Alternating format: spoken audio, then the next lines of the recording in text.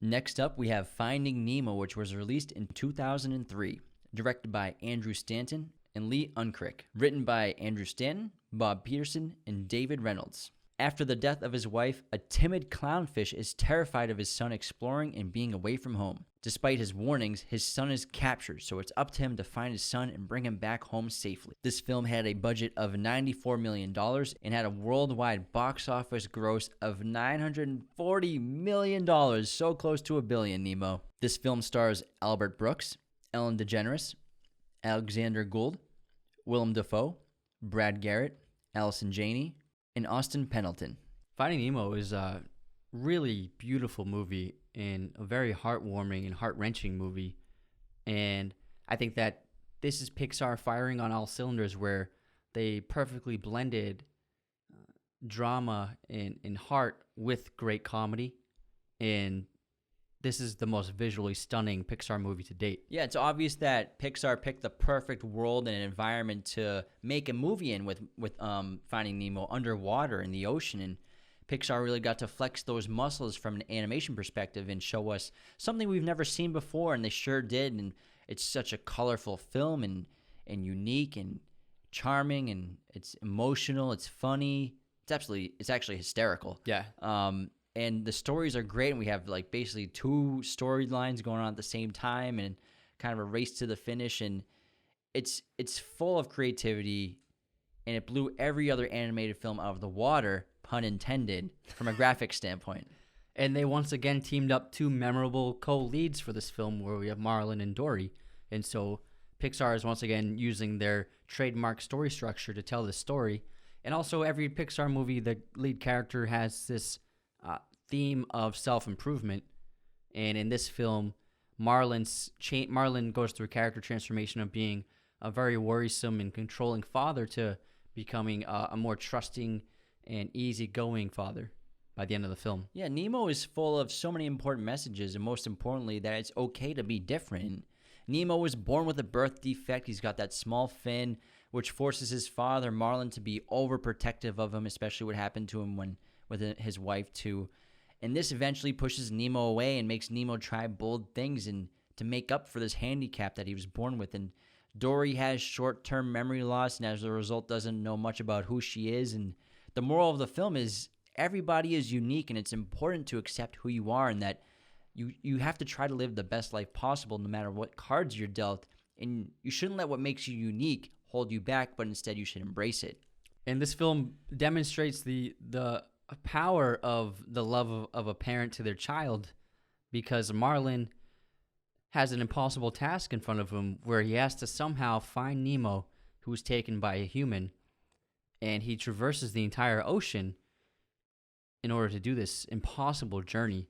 And he will stop at nothing, and he'll never give up because of the power of love. Yeah, we have this great back and forth of storylines between Nemo's journey trying to get back to Marlin, and then we have Marlin and Dory's journey trying to find Nemo. And it's basically two genres in one movie. We got like this awesome road trip adventure movie cut with like a prison break film, as Nemo spends much of the film trying to escape that fish tank in the dentist's office with the help of his new friends. And then we meet some really great characters, and Pixar created these computer animated animals, and it was so fun to see, like the sea turtles, who were all like stoner surfer guys, and then the sharks, led by Bruce, who was actually named after the shark in Jaws. The mechanical animatronic shark was named Jaws on set, and so they named this shark Bruce after him. Fish are friends, not food. And the funny thing about Bruce is, that he's a friendly guy.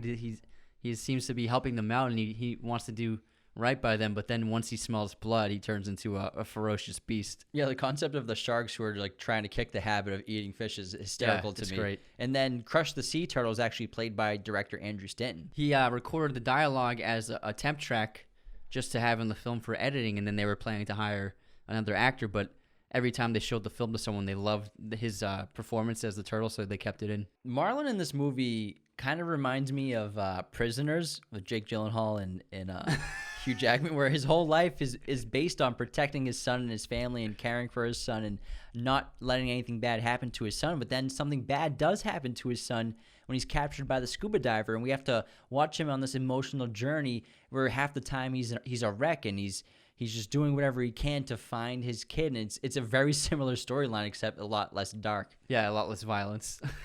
But you're right. And I think that this film has the most beautiful score in all of Pixar movies. I think Thomas Newman's score for Finding Nemo is remarkable, and he really translated the feeling of being in the ocean and the heart and the love, which is the center of the story, through music. And I think it's the most essential musical identity for a film. And this movie has a huge payoff when Nemo and Marlin are finally reunited after Dory finds Nemo, who escaped that fish tank in the dentist office. And Dory is finally able to remember the journey that she just took with Marlin and realize who Nemo is. And I think that's one of the funniest scenes in the film, where like Dory's trying to remember what's going on after she sees Sydney written on that thing. Sydney.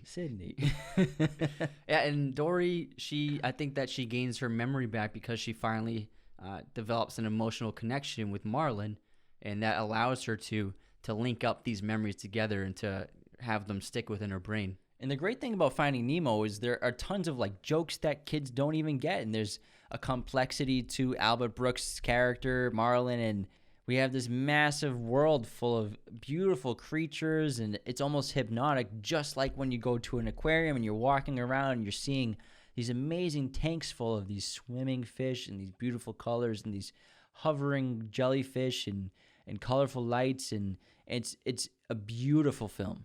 Yeah, and this is a perfect example of how Pixar has set itself apart from 2D, because when you compare this to The Little Mermaid, which is a beautiful movie, it's a great movie, obviously one of the best of all time in animated, but you don't get the same sensational visuals that Pixar creates.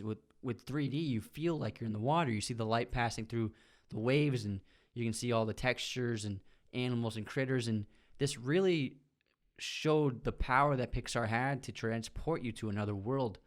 And I think that they paved the way for making three-dimensional computer animation films the new standard for animated films, especially with Finding Nemo. And it was a testament to how successful it is, because, yeah, it almost made $1 billion at the box office, but Finding Nemo is actually still the best-selling DVD of all time in history. It has sold over 40 million DVDs, which amounts to about $1 billion just from DVD sales. And Pixar had become so good at what they did. The surface water they created originally for this film looked too realistic, and they were afraid that audiences would think that they just filmed it in real life and that it was live action water. So they actually altered the animation to make it look a little more fake, to make audiences accept that it's an animated film. This episode was also brought to you by Manscaped, the leaders in men's below-the-waist grooming. Manscaped offers precision-engineered tools for your comfort, obsesses over the technology developments to provide you the best tools for your grooming experience. And Manscaped has been so awesome to work with. Thank you so much to Cal for sending us all this fantastic equipment. They sent us their lawnmower, which is so cool. It's got a light on it. It's waterproof. You can use it in the shower. They sent us a ton of different deodorants and odorizers and T-shirts, underwear, cologne, everything you can think of. Pretty much everything on their site they sent us, and it's all fantastic stuff. Holiday season is around the corner. I'm telling you, if you got a man in your life, boyfriend, brother, this is the gift to get them. Something from Manscaped. This is something we actually want and need, especially with lockdowns and quarantines. We're home a lot, and, we got to make sure we take care of some stuff. Grooming's a part of life, so definitely hop on manscaped.com. Get 20% off your order and free shipping using coupon code Raiders of the Lost at checkout. Again, Raiders of the Lost at checkout for 20% off and free shipping. Use it this holiday season. I'm telling you guys, this is the perfect gift.